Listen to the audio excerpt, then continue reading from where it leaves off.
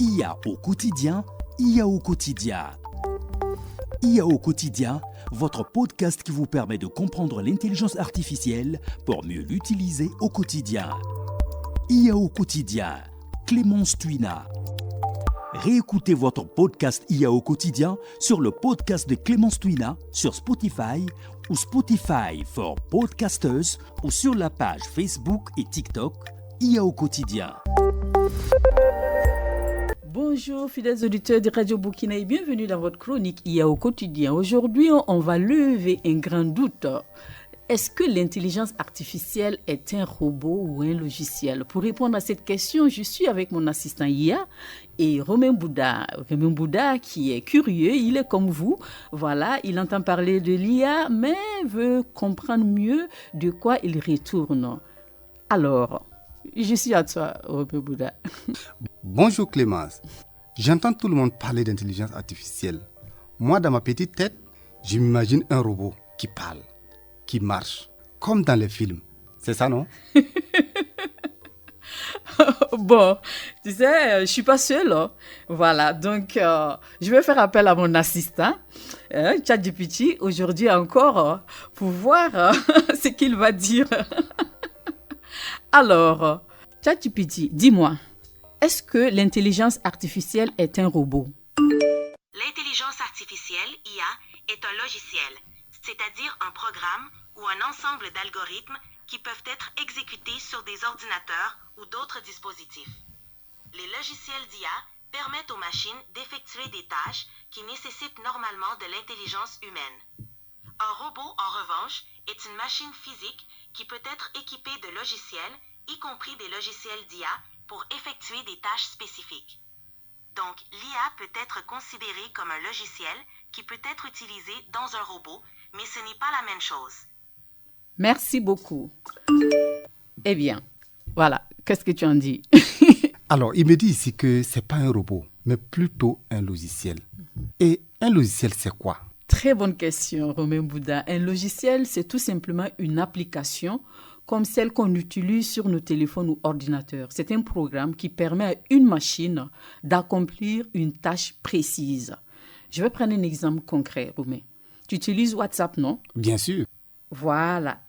Eh bien, WhatsApp, c'est un logiciel. Il permet d'envoyer des messages et de passer des appels. Comme je le disais, un logiciel, c'est une application, une technologie qui permet, d'accomplir une tâche précise. Avec WhatsApp, ici, la tâche, c'est envoyer des messages, passer et recevoir des appels. Donc, de la même manière, une intelligence artificielle est un logiciel. Sauf qu'au lieu d'envoyer des messages seulement, elle peut apprendre, comprendre et répondre comme un humain.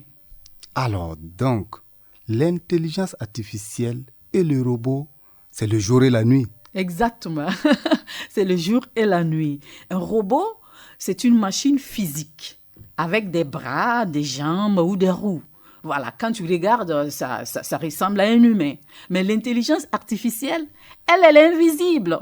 C'est un programme qui fonctionne à l'intérieur d'un téléphone, d'un ordinateur ou même d'une voiture. On ne voit pas l'intelligence artificielle. Par contre, quand on dit robot, on voit, c'est une forme physique qui est là et on a tendance à imiter la forme humaine. Voilà, donc tu te souviens, la semaine dernière, on avait parlé de ça. Voilà, avec Madame Bwankungu comme secrétaire du DG. Donc, l'intelligence artificielle va utiliser des logiciels qui vont permettre de classer des dossiers.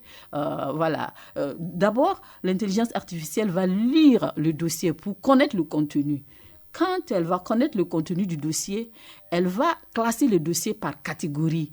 Et pour pouvoir prochainement, lorsqu'on va demander le dossier, retrouver le dossier et voilà, pour qu'on puisse gagner en temps. Alors, ce que je propose, c'est qu'on demande à ChatGPT de nous donner un autre exemple d'IA qui n'est pas un robot. ChatGPT, donne un exemple d'IA qui n'est pas un robot. Un exemple d'IA qui n'est pas un robot est un assistant vocal comme Siri ou Alexa.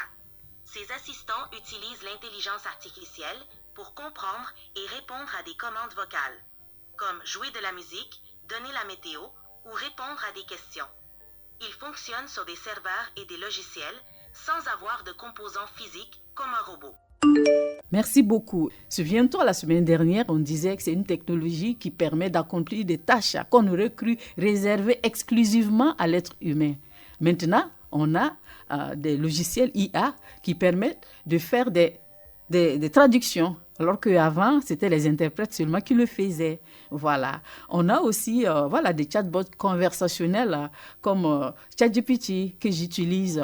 En dehors de ChatGPT, il y en a bien d'autres, DeepSeek, il y en a Gemini, il y en a Monica, il y en a beaucoup d'autres comme ça d'applications IA. Alors donc ça veut dire que ces logiciels-là qui se résument dans l'intelligence artificielle, qui ne sont pas des robots qu'on peut voir physiquement, peuvent m'aider dans mes tâches quotidiennes. Tant que tu ne les saches même, Ouais. en réalité. On les utilise même sans s'en rendre compte, tu vois. Et c'est ça. Donc, elle est déjà présente dans le téléphone, sur Internet et même dans certaines entreprises au Burkina Faso. Ah, parlons du Burkina Faso.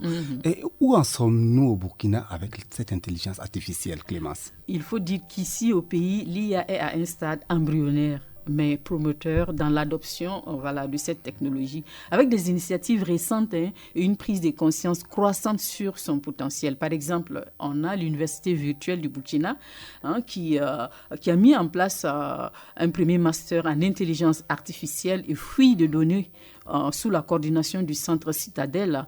Nous avons des expertises qui sont portées par des noms comme Dr Khalifa Sankara, Dr Convolvo, Dr Rodrigue Kafando, M. Dian Diallo. Toutes ces personnes-là s'intéressent beaucoup à l'expertise, à tout ce que IA peut nous donner comme avantage. Dernièrement, on a vu à l'Assemblée nationale, cette question a été posée à la ministre en charge de la transition digitale sur l'intégration de l'IA et elle a dit que oui, effectivement, on en est conscient. Donc, il est question de travailler sur une stratégie nationale pour implémenter, intégrer l'IA dans l'administration. Voilà, donc maintenant, il faut que nos administrations l'utilisent pour éviter les pertes de dossiers.